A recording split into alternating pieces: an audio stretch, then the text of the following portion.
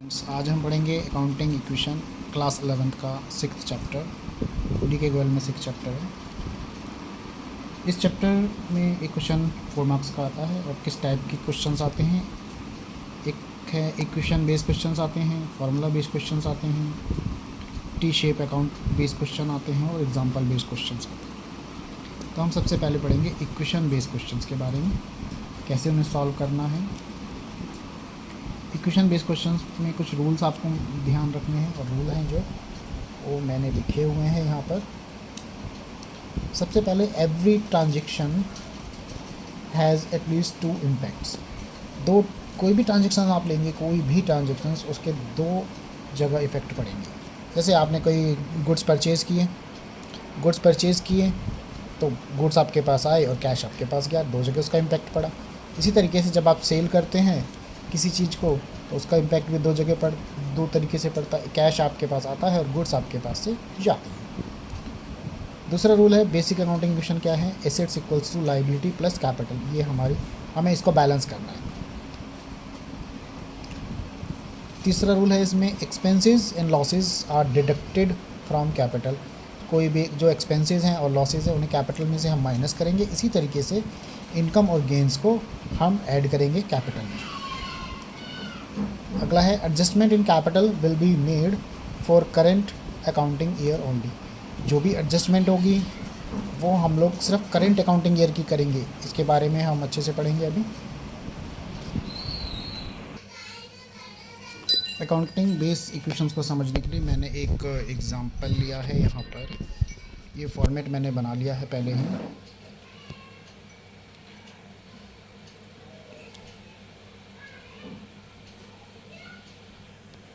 ये फॉर्मेट मैंने बना लिया है। फॉर्मेट में ट्रांजैक्शंस, ये हमारी इक्वेशन है assets equals to liability plus capital. यहाँ हमारी एसेट्स आ जाएंगी, यहाँ पे लायबिलिटी और कैपिटल आ जाएगी। अब मैं इसमें आपको बताता हूँ कैसे हमने करना है। जैसे मैंने इसमें पहली ट्रांजैक्शन लिखी है, started business with cash, started business with ₹75,000। अब 75,000 से हमने करा तो हमारे पास क्या हुआ। सबसे पहले हमें ये समझना है कि बिजनेस और बिजनेसमैन दोनों अलग अलग चीज़ें हैं। ये जो बिज़नेस में हम लोग कैपिटल लगा रहे हैं, एक तरीके से बिजनेस के ऊपर ये लायबिलिटी है। ठीक है, ये चीज़ हमें ध्यान रखनी है। तो सबसे पहले हमारे पास आ गया इसमें कैश है, ठीक। और दूसरी चीज़ हमारे पास यहाँ कैपिटल, तो कैपिटल ही है, कैपिटल है।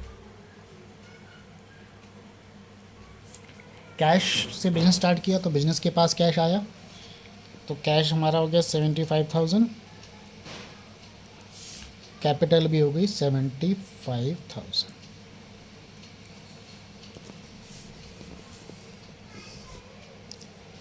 उसके बाद purchase of furniture for cash 5,000। आपने फर्नीचर परचेज़ किया कैश में 5,000। अब 5,000 का फर्नीचर परचेज़ किया तो एक तो आपके पास एसेट्स बन जाएगी फर्नीचर। फर्स्ट ट्रांजेक्शन में तो इसकी वैल्यू 0 थी। इसमें 5,000 का आपने परचेज़ किया फर्नीचर कैश में, तो कैश माइनस हो गया और फर्नीचर में 5,000 प्लस हो गया। इसका इम्पैक्ट यहीं पड़ेगा एसेट साइड में, लायबिलिटी और कैपिटल में इसका कोई इम्पैक्ट नहीं पड़ेगा। फिर अगली एंट्री है हमारी, अब इसको हम टोटल कर लें, पहले इसको एडजस्ट कर लेते हैं। यहाँ पे 0, यहाँ हम लोग लायबिलिटी तो है ही नहीं अभी, जब आएगी तब देखेंगे। तो यहाँ पे ये न्यू, इसको लिखेंगे न्यू इक्वेशन। ये हो गया 70,000, ये हो गया प्लस 5,000 और ये हो गया 75,000। बैलेंस अभी सॉरी इक्वेशन अभी बैलेंस्ड है ना, दोनों साइड, यहाँ भी 75,000, यहाँ भी 75,000। अगली में बोलता है परचेज गुड्स फॉर कैश 20,000 के गुड्स हमने परचेज़ करे हैं, तो कैश परचेज़ करें यानी कि कैश में से माइनस 20,000।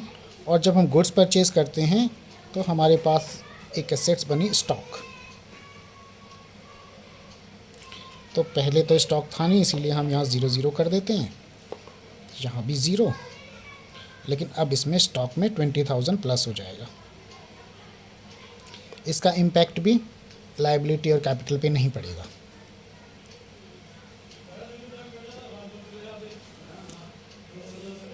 या 0, इसमें से 70 माइनस 20 करा आपने 50,000, ये प्लस 5,000 प्लस 20,000 और यहाँ फिर से 75,000। ये न्यू इक्वेशन हो गई। अगला उसने बोला है परचेज गुड्स ऑन क्रेडिट ₹60,000। अब हमने गुड्स तो परचेज़ करे लेकिन क्रेडिट परचेज़ करिए, यानी कि कैश तो गया ही नहीं हमारे पास से, फर्नीचर पे भी इसका कोई इम्पैक्ट नहीं पड़ेगा, लेकिन 16,000 के गुड्स आएंगे हमारे पास, तो स्टॉक हमारा इंक्रीज़ हो जाएगा। अब लायबिलिटी में एक लायबिलिटी का नाम आ गया, क्योंकि हमने क्रेडिट परचेज़ करी है। जब हम क्रेडिट परचेज़ करते हैं तो क्रेडिटर बन जाते हैं।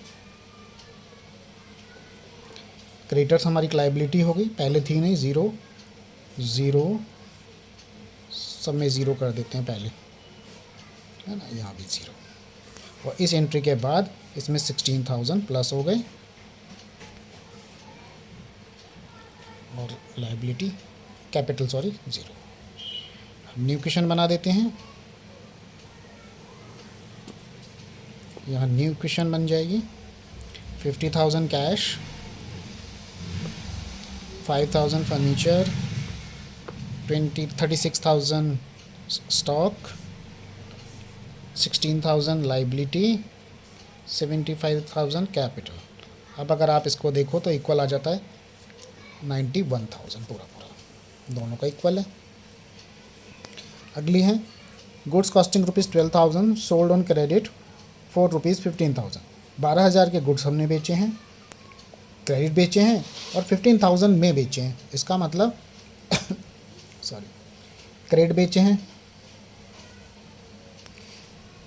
कैश पे कोई इम्पैक्ट नहीं पड़ेगा, फर्नीचर पे कोई इम्पैक्ट नहीं पड़ेगा, लेकिन हम 12,000 के गुड्स बेचे हैं तो स्टॉक हमारा 12,000 से माइनस हो जाएगा। अब आपने जो गुड्स बेचे हैं क्रेडिट पे बेचे हैं, तो जब हम क्रेडिट पे गुड्स बेचते हैं तो हमारे डेटर्स बन जाते हैं एसेट्स में। जब गुड्स क्रेडिट पर बेचते हैं तो क्रेडिट पर बेचते हैं तो डेटर, और जब क्रेडिट पर ख़रीदते हैं तो क्रेडिटर्स बनते हैं हमारे पास।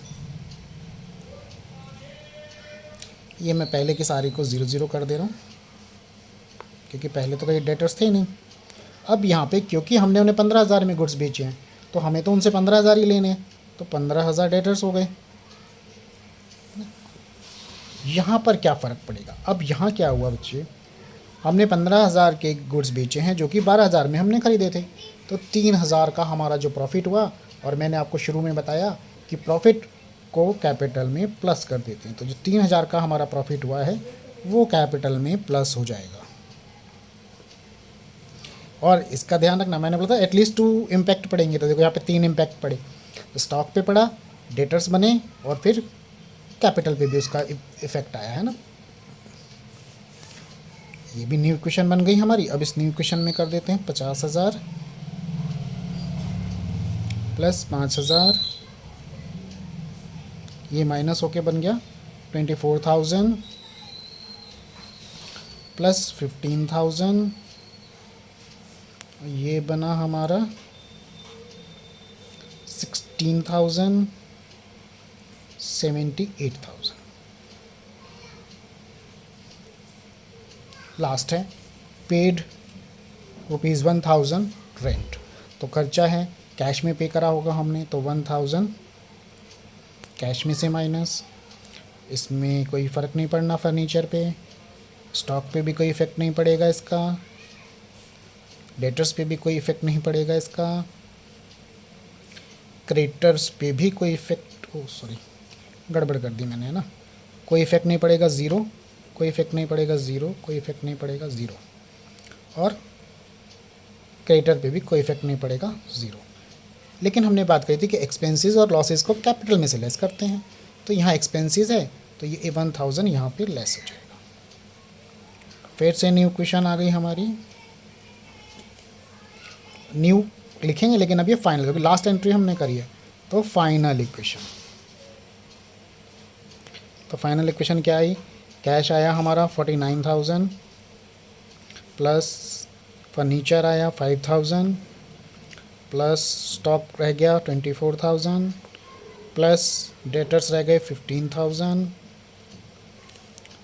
इक्वल्स टू क्रेडिटर 16,000 प्लस ये माइनस हो रहा है तो 77,000 के कैपिटल्स। ये फाइनल एंट्री है, ये हमारी फाइनल इक्वेशन आ गई, ये बैलेंस है। अब कई बार क्वेश्चंस में क्या होता है कि क्वेश्चंस में वो आपसे बैलेंस शीट भी पूछता है कि भाई अब इसकी बैलेंस शीट भी बनाओ, है ना, बैलेंस भी करके दिखाओ। तो वो भी हम अभी देखते हैं बनाकर। अब बैलेंस शीट बनानी है बच्चे में, है ना। बैलेंस शीट कैसे बनेगी, बैलेंस शीट हमारी एक स्टेटमेंट है ना। तो इसमें हम बैलेंस शीट बना रहे हैं, ये पर फॉर्मेट है इसका बैलेंस शीट का, रुपीज़ यानी कि अमाउंट, ये भी रुपीज़ में अमाउंट। ये साइड हमारी एसेट्स की होती है, ये साइड हमारी लाइबिलिटीज़ की होती है, लाइबिलिटीज़ और कैपिटल। तो अब इसमें सबसे पहले तो हम कैपिटल ही लिखें। कैपिटल हमारी 77,000 है, तो लिख देते हैं पहले कैपिटल 77,000। और लाइबिलिटी में थी क्रेडिटर्स, क्रेडिटर्स भी लिख देते हैं, क्रेडिटर्स थे 16,000, ठीक है। फिर हमारे पास कैश था एसेट्स में,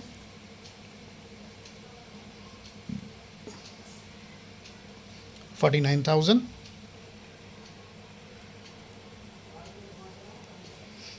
स्टॉक था 24,000। फर्नीचर था